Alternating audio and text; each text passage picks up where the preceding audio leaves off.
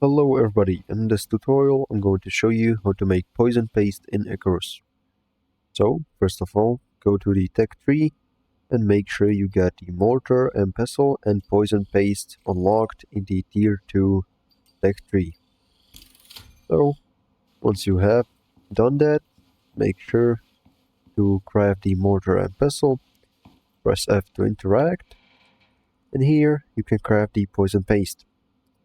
You will need some spoiled meat and sulfur.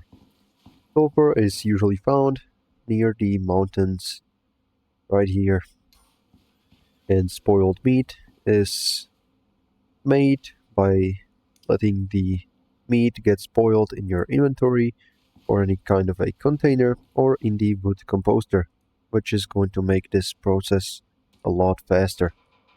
As you can see, 5 minutes turned into 12 seconds. So I'll get the meat, and now I can craft the poison paste. With the poison paste, you can make poison arrows, which are really good for hunting larger animals.